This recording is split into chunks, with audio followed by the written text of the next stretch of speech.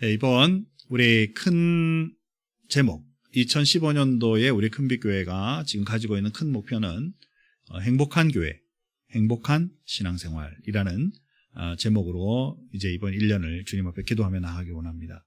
실제로 이거를 위해서 제가 11월, 12월 거의 2달 동안 말씀 나눌 때 계속 행복에 대해서 나누었습니다. 그런데 오늘도 이제 첫 예배 행복한 한 해가 되자라는 제목으로 신명기 33장 26절에서 29절 말씀 같이 생각해 봅니다. 특별히 29절 말씀해 보니까 다 같이 한번 돌아가서 말씀 한번 보겠습니다. 이스라엘이여 너는 행복한 사람이로다. 행복한 사람이라는 단어를 분명하게 쓰고 있습니다. 성경에 보면요, 행복이라는 단어가 생각보다 많이 안 나옵니다. 행복이라는 단어는, 한국말 단어는 별로 안 나옵니다. 그런데 오히려 그 행복이라는 단어의 원어인 몇 가지의 단어들, 즉 구약 성경에서는 toof라는 단어, good이라고 말하는데요. 영어로 good이라고 쓰고 있는, 또는 행복, happiness, goodness 등등으로 쓰고 있는 이 toof라는 단어와 에셰르라는 단어가 사실은 상당히 많습니다. 그런데 한국말로 번역될 때는 행복이라고 번역되지 않고 뭐 복이라든가 복되도다라고 번역이 되든가 선하다 이런 식으로 번역되곤 한 곳이 많죠. 신약도 마찬가지입니다. 마카리오스, 또 마카리조, 그리고 마카리스모라는 등등의 원어적인 언어로 행복이라는 단어, 복이라는 단어가 존재하는데도 불구하고 이상하게 한국말로 번역될 때는 행복이라는 단어로 잘 번역되지 않았어요. 그래서 구절로 보면 행복이라는 단어로 번역된 것은 11곳밖에 없습니다. 하지만 여기 있는 이 단어들을 다 총칭해서 말씀을 살펴보면 수백 구절이 된다는 거죠. 즉 성경에 행복이라는 단어와 복되다라는 단어는 엄청나게 많이 나오는데 우리가 삶 속에 이 행복이라는 단어를 쓰기에 좀 인색하지 않았나 싶어요. 그리스도인들이 행복하자 그러면 조금 속돼 보이기도 하고 좀 그런 분위기.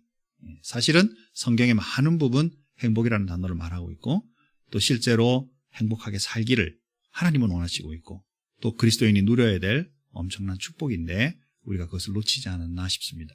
오늘 본문 말씀에서도 이스라엘아 너는 행복한 사람이로다 라고 말하고 있죠. 그래서 오늘 함께 나누고자 하는 부분은 이 행복의 근원이 어디로부터 나타날까라는 것입니다. 첫 번째로 하나님을 경외하는 것으로부터 행복의 근원이 된다라는 것이죠. 자, 시편 128편 1절 2절 한번 다 같이 한번 읽어보겠습니다. 같이 읽습니다.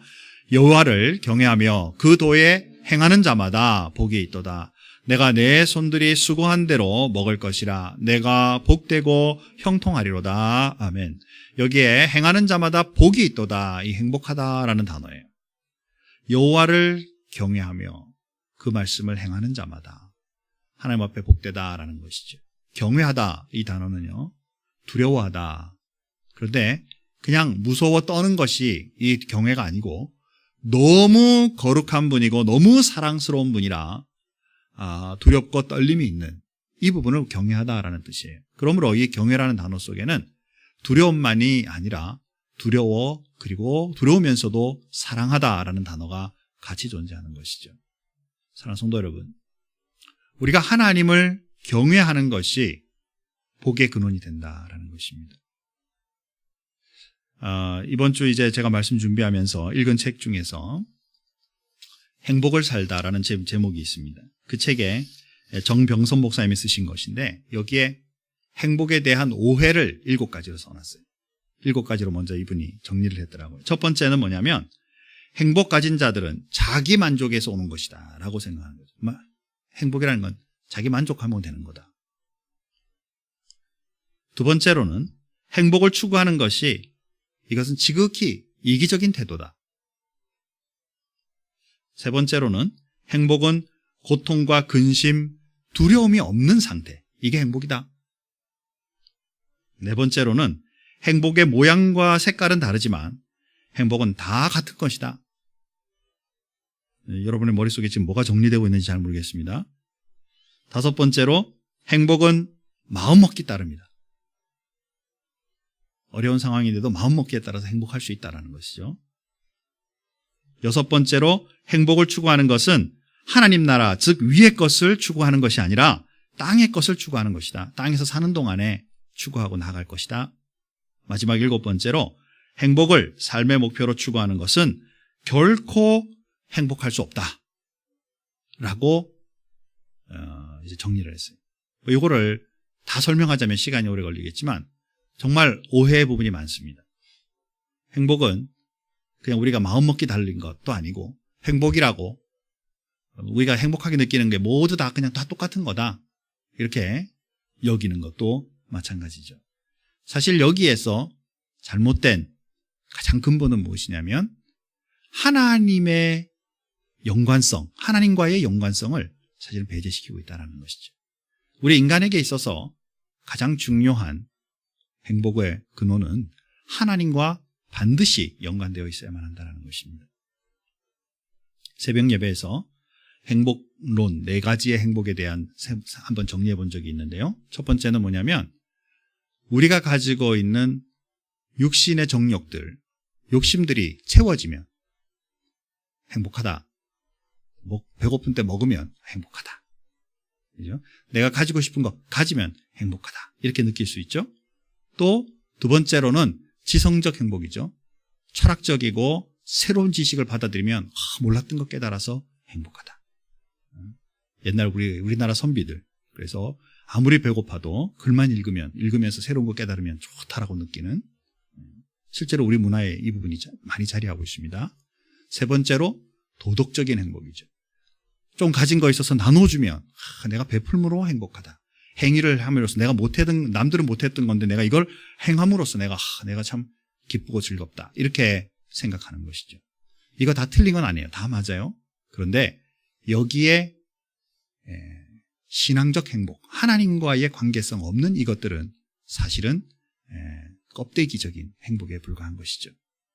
하나님을 경외함으로 말미암아 하나님과 연관되어서 가지는 행복, 이것이 가장 기본적이고 중요한 것 중에 하나다라는 것입니다.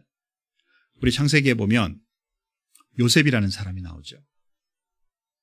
억울함에 형들이 자기를 팔게 되어서 억울함에 처해 있는 상황들, 가는 곳마다 한편으로 인정받으면서도 인정받지 못하는 경우들, 더군다나 나중에는 유혹까지 받게 되고 억울함으로 감옥살이까지 하는, 그러나 궁극적으로 마지막으로 그는 총리가 되죠. 이집트의 총리가 됩니다.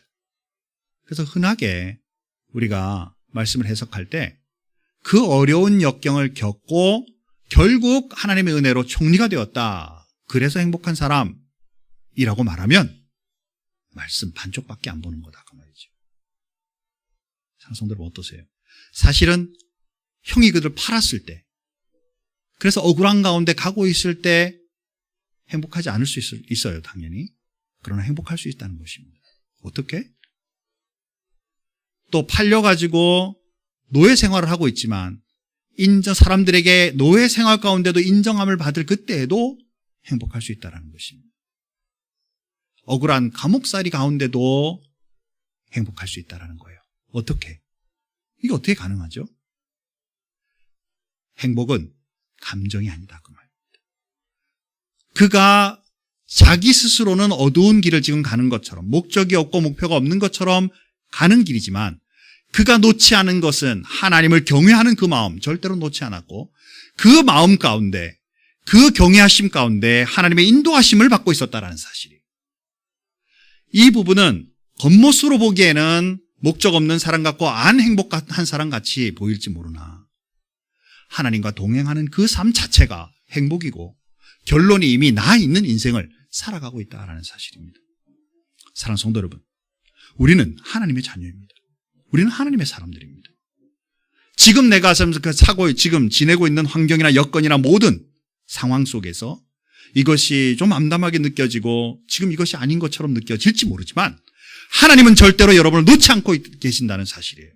우리가 하나님을 경외하고 주님을 바라보고만 있다면 우리의 삶은 당연히 행복 가운데 지나고 있는 것이고, 나는 감정상 그것을 깨닫지 못하고 그냥 불평불만으로 말할지 몰라도 절대로 하나님은 여러분을 놓지 않는 그 하나님의 사랑이 지속되고 있다는 사실을 절대로 깨닫지 못하는 그런 인생 되지 않기를 바란다라는 것이죠. 사랑하는 성도 여러분, 하나님을 경외하는 것, 이것이 우리 행복의 시작입니다. 저도 그렇지만 여러분의 삶 속에 2015년도 하나님을 경외하는 일에 결코 소홀함이 없는 그러한 인생 사는 이번 한 해가 되기를 주님의 이름으로 축원합니다. 아멘이. 두 번째로 보면 하나님을 의지하는 것이 우리 행복의 근원입니다. 자, 잠언 16장 20절 말씀 다 같이 한번 읽어볼까요? 삶과 말씀에 주의하는 자는 좋은 것을 얻나니 여호와를 의지하는 자가 복이 있느니라. 여호와를 의지하는 자가 복이 있느니라. 여기 보니까 앞에 삶과 말씀에 주의하는 자라고 말하고 있어요. 하나님의 말씀에 주의력을 기울여 말씀을 대하는 자. 뭘 말하는 걸까요? 하나님의 말씀을 늘 묵상하고 하나님의 뜻을 바라는 사람이에요. 그렇기 때문에 그 하나님의 뜻을 바라고 주님과 동행하는 사람은 하나님을 의지할 수밖에 없죠. 의탁할 수밖에 없는 거예요. 하나님의 많은 명령이 있어요. 그렇죠? 너희는 가서 모든 족속으로 제자를 삼아라. 부담되죠. 그런데 그 명령에 대하여 하나님 의지하고 움직이기 시작할 때 볼지어다 세상 끝날까지 너희와 항상 함께 있으리라. 그렇죠? 우리는 이 부분은 안 봐. 제자를 삼아라 이 부분만 보고 난 뭐 가기 힘든데 이렇게. 사실은 하나님을 의지하고 나아갈 때 내 노력으로 보면 제자 삼기 어렵고 내 노력으로 보면 이웃 사랑하기 어렵고 원수 사랑하기 어렵고 내가 삶에 실천하기 어려운 부분이 많지만 하나님 의지하고 하나님 인도하심 가운데 나가기로 작정할 때 오히려 내 인생이 달라진다라는 사실이. 사무엘하 22장에 보면 다윗이 분명히 뭐라고 말하느냐면 내 생애 동안 하나님을 의지하였나이다 이렇게 표현을 해요. 다윗이 왕으로서 하나님 앞에 기름 부으심을 받았을 때는 어린 시절입니다. 아주 어렸을 때. 그가 형들하고 비교하기에 너무 어리고 볼품이 없었기 때문에 아버지가 빼놓을 정도였지만 하나님은 그에게 기름 붓도록 위대한 사무엘을 통해서 기름 붓도록 만드셨고 그가 왕으로 되기까지는 사실은 수십 년 어려운 길을 갈 수밖에 없었어요. 하나님으로부터 기름 부음 받은 자가 왜 어려운 일이 있죠? 왜 리더로 세운 자가 왜 어려움이 있죠? 하나님 앞에 부름받은 우리 예수쟁이들이 하나님의 자녀들이 왜 우리에게 어려움이 있죠? 당연한 거예요. 그런데 이걸 당연하게 못 여기는 거예요. 다윗도 만약에 그가 어린 시절에 기름 부음 받았을 때 하나님 이거 기름 부음 아무나 받습니까? 내 길은 복될 수밖에 없고 내 길은 잘 될 수밖에 없고 가는 것마다 하는 것마다 잘 되는 것 당연한 거 아닙니까? 하나님 내 길을 열어주십시오 라고 아마 표현하고 나갈 수도 있었을 거예요. 그러나 그 인생 그러지 않았어요. 그럴 수 없었어요. 어린 시절부터 그에게 평안함이 없었어요. 그가 왕 위에 오르는 데까지도 얼마나 많은 위협과 그리고 얼마나 많은 이 구렁텅이들이 존재했는지 모른다는 사실이에요. 그럼에도 불구하고 그가 끝까지 견주할 수 있었던 것은 하나님을 의지하는 것, 이것을 놓지 않았다는 사실이에요. 기름 부음 받은 것 자체만으로도 하나님은 언젠가 분명히 쓰실 거예요. 그런데도 그의 마음속에 하나님이 나를 위하여 베푸신 이 축복은 반드시 일어날 것이라는 그 믿음 가지고 의지력 가지고 하나님을 향한 의지를 가지고 그가 견디고 나아갔을 때 그가 주님 앞에 제대로 쓰임받는 모습을 성경을 통해서 본다라는 사실입니다. 사랑하는 성도 여러분, 우리 예수 믿어도요 어려움이 있어요. 우리가 하나님의 자녀라도 어려움이 있어요. 여러분 셀리더로 쓰고 열린 모임을 열면서 복음을 전할 때 어려움이 있어요. 큰빛교회 담임 목사 돼도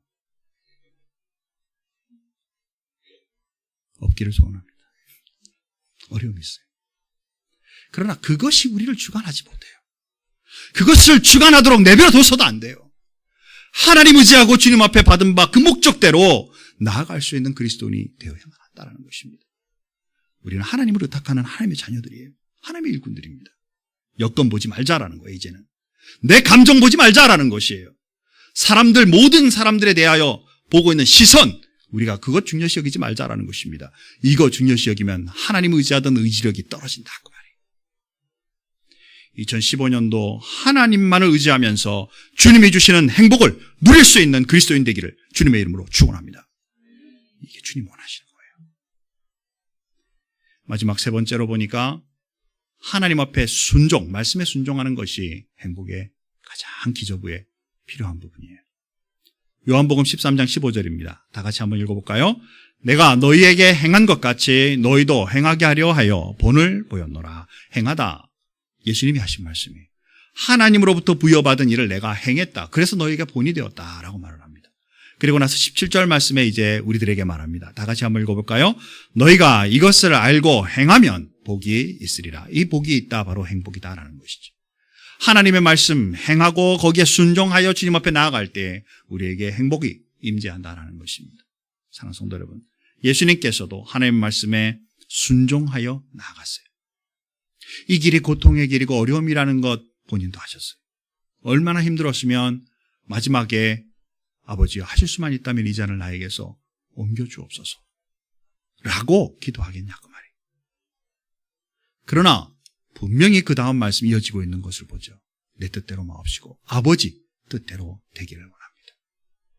하나님의 말씀에 순종하는 것, 이것이 우리 삶 속에 가장 중요한 기저부가 돼요. 사랑하는 성도 여러분, 우리는 때때로 하나님의 명령이 되게 힘들고 어렵죠. 부담스러워요. 그러나 사실은 이 명령조차도 하나님이 우리의 행복을 위하여 주신 것이라고 말씀하죠. 그 밑에 신명기 10장 13절 말씀해 보니까 내가 오늘 내 행복을 위하여, 너희들의 행복을 위하여 내게 명하는 여호와의 명령과 규례를 지킬 것이 아니냐라고 말을 하죠.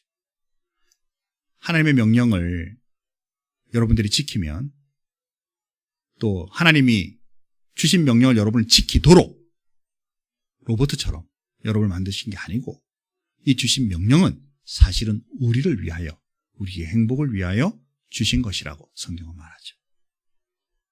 우리가 이 명령을 따라 주님 앞에 순종하게 살면 우리는 우리와 하나님과의 관계가 돈독해집니다. 당연한 거죠. 자, 그런데 우리가 하나님과의 관계가 돈독해지며 또한 우리가 행한, 말씀을 따라 행한 것이 이웃과 세상에서 좋은 결과들을 내게 되어 있는 것입니다. 좋은 세상을 만든다라는 것은 내가 노력으로 만드는 것이 아니라 먼저 하나님과의 관계가, 원하시는 것, 하나님이 명령하시는 것을 제대로 수행함으로 세상 속에 사랑과 은혜와 선행이 오히려 펼쳐지게 되어 있는 것이죠. 사랑과의 좋은 관계는 부가적으로 얻어지는 것이다라는 것입니다. 하나님의 말씀을 제대로 수행하면 하나님과 우리의 관계가 좋아지고 세상과의 관계가 좋아지는 것, 이것이 순종의 기본이에요. 그렇기 때문에 우리의 삶이 행복해질 수밖에 없다는 것입니다.